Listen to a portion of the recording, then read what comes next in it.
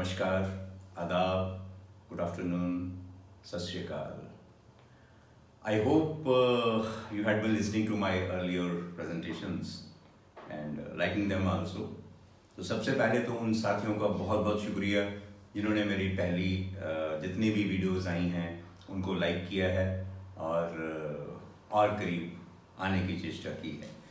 और उन भाइयों से एक बार विनती करता हूँ कि जिन्होंने अभी तक मेरे चैनल को सब्सक्राइब नहीं किया है तो प्लीज़ पहले उन्हें सब्सक्राइब कर लें और ताकि हम और करीब आ सकें और अच्छी तरह एक दूसरे को जान सकें. आज के एपिसोड में मैं जिक्र करूँगा मेरी एक बहन अनु कालिया ने मुझे फ़ोन करके पूछा कि आपकी बातें बहुत अच्छी लग रही हैं लेकिन प्रैक्टिकली किस तरह से ध्यान लगाएं ये हमें नहीं आता, तो हमें कोई टूल या टेक्निक बताएं. अनु, आपका सवाल बहुत अच्छा है राजे. और इससे पहले कि मैं किसी टूल या टेक्निक की बात करूं, एक छोटी सी कहानी सुनाना चाहूंगा आपको. एक बार बुद्ध के पास एक व्यक्ति पहुंचा और उसने कहा, बुद्ध, मैं पिछले बहुत सारे सालों से बहुत सारे धार्मिक कार्य करता रहा हूँ. मैंने मंदिर भी बनवाए हैं, मैं तीर्थ यात्राओं पे भी गया हूँ, मैंने बहुत दान पुण्य भी किए हैं, लेकिन मुझे आज तक भगवान के दर्शन नहीं हुए, कोई फीलिंग नहीं हुई. तो बुद्ध ने कहा कि आप मेरे पास शाम को आना, मैं आपके सवाल का जवाब शाम को दूंगा. शाम को जब वो शख्स बुद्ध के पास पहुंचा, बुद्ध अपनी कुटिया के बाहर कुछ ढूंढ रहे थे.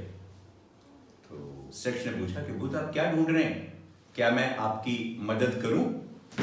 तो बुद्ध ने कहा, हाँ बिल्कुल, मेरा एक मोती खो गया है सफेद रंग का, मुझे वो मिल नहीं रहा है, अगर आप मुझे ढूंढने में मदद कर दो तो मैं बहुत शुक्रगुजार हूँगा आपका.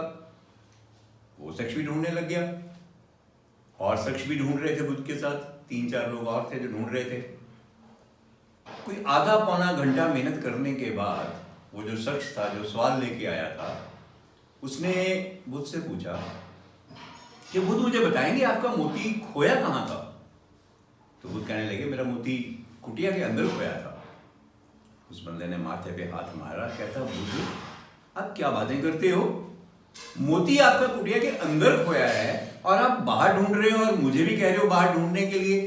आपको इतना नहीं पता कि जहां खोया वहीं मिलेगा? बुद्ध मुस्कुराए और बोले, हाँ यही तो मैं तुम्हें समझाना चाहता हूँ कि तुम जहां भगवान को ढूंढ रहे हो वहां भगवान नहीं मिलेंगे. जहां भगवान खोए हैं वही ढूंढोगे जाके, तभी मिलेंगे. भगवान को अगर ढूंढना है अनु, तो अपने अंदर ही ढूंढना पड़ेगा, बाहर भगवान नहीं मिलेंगे. अब वो बात आ गई जो आपने पूछा कि अपने अंदर कैसे ढूंढें. हम पिछले एपिसोड के रेफरेंस में बात करें, मैंने आपको जिक्र किया था कि हमारी जो कंस्ट्रक्शन है, हमारा जो बिल्टअप है, वो ईश्वर के अंशों से ही बना है. अगर आपको याद हो, मैंने कहा था ब्रह्मांश भी हमारे अंदर है, शिवांश भी हमारे साथ है और विष्णुआंश भी हमारे अंदर जिंदगी बन के समाया हुआ है. अब बात यह है कि इनके ऊपर हमने प्रेजेंट होना है, इनके साथ जुड़ना है. एक छोटी सी एक्सरसाइज मैं करने के लिए आपको बोलूंगा.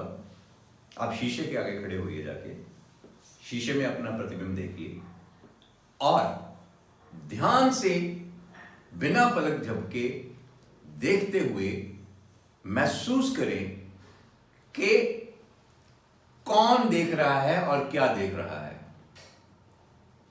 जो आपको नजर आ रहा है वो आपका प्रतिबिंब है, आपका नहीं, आपके शरीर का प्रतिबिंब है, बॉडी की रिफ्लेक्शन है, बॉडी की इमेज है. और जो देख रहा है वो शरीर नहीं है, शरीर नहीं देख रहा. आंखों के जरिए आप देख रहे हो अपने शरीर को शीशे में. अगर आपको ये बात समझ आ गई तो आपके लिए आगे के स्टेप बहुत इजी हो जाएंगे. दोस्तों, जब भी आप ध्यान में बैठें, जब भी आपका मन हो ईश्वर से कनेक्टिविटी डेवलप करने का, जुड़ने का, तो सबसे पहले ध्यान लगा के प्रेरित हो जाइए सच्चाई को कि हम और कोई नहीं है, हम ईश्वर का एक अंश ही है। आंखें बंद करिए। आंखें बंद करके अपने श्वास पे ध्यान दें। श्वास जो बाहर से अंदर आ रही है, अंदर से बाहर जा रही है। कुछ पल अपने श्वास पे फोकस करें और देखें कि श्वास बाहर ब्रह्मांड से हमारे अंदर आ रही है। तो हमारे अंदर कहां पे आ रही है, कहां जा रही है? लंग्स में जा रही है, फेफड़ों में जा रही है। जो लंग्स में जा रही है, क्यों जा रही है? नाक के जरिए जा रही है। अगर अंदर हमारे स्पेस है तो उस स्पेस में वो एंटर हो रही और वहां से बाहर जा रही है। ठीक है? और वो जो स्पेस है वो और कुछ नहीं है, वो ब्रह्मांड है जो हमारे अंदर समाया हुआ है, जिसके जरिए हमारी शरीर की रचना हो सकी है। उसके बाद अपने हृदय पर फोकस करें। महसूस करें कि आपका हृदय धड़क रहा है और खून धमनियों के रास्ते बॉडी के अलग अलग पार्ट्स तक जा रहा है। वो जिस स्पेस में भाग रहा है, दौड़ रहा है, वो स्पेस भी ब्रह्मांड है। हमारे बाहर भी ब्रह्मांड है, हमारे अंदर उसी ब्रह्मांड का एक अंश है, ब्रह्मांड है। उस कनेक्टिविटी को महसूस करें। अब अंदर के ब्रह्मांड और बाहर के ब्रह्मांड के बीच में जो स्ट्रक्चर बैठी हुई है, जो आपकी बॉडी की स्ट्रक्चर है, जिसमें आपकी त्वचा, आपका फ्लैश, आपकी बोन्स, आपका ब्लड, वो सारी जो बॉडी है वो सारी शिवांश है, वो शिव का रूप है। और शिव और ब्रह्म ये ईश्वर का ही हिस्सा है।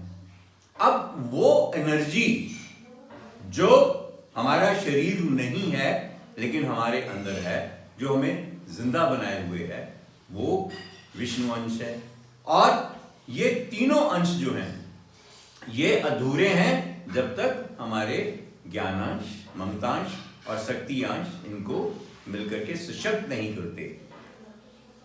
ज्ञानांश, ममतांश और शक्ति अंश ये हमारे शरीर को सशक्त कर रहे हैं, इंटरेक्ट करने के लिए, काम करने के लिए, या रोज के जो भी हम काम करते हैं उसके लिए हमें जो भी पावर चाहिए, सोचने की शक्ति, बात करने की शक्ति, काम करने की शक्ति, सफाई की शक्ति, खाना बनाने की शक्ति, ये सारे जो हैं ये भी उस ईश्वर के ही अंशक शक्तियां हैं जो हमारे शरीर में समाई हुई हैं।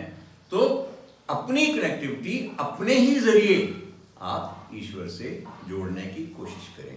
ये पहला स्टेप है आपका ईश्वर के साथ जुड़ने का और उससे एक होने का। जब आपको यहां तक आप पहुंच जाएं और अपनी कनेक्टिविटी को फील कर सकें, उसके बाद जो है फिर आगे के स्टेप आते हैं कि मैंने अपने एक प्रेजेंटेशन में जिक्र किया था कि हमारी जो बॉडी है, फिजिकल बॉडी, वो 4 किस्म की होती है। ठीक है? एक फिजिकल बॉडी, उसके बाद chemical body, third is the electric body and fourth is the mental body.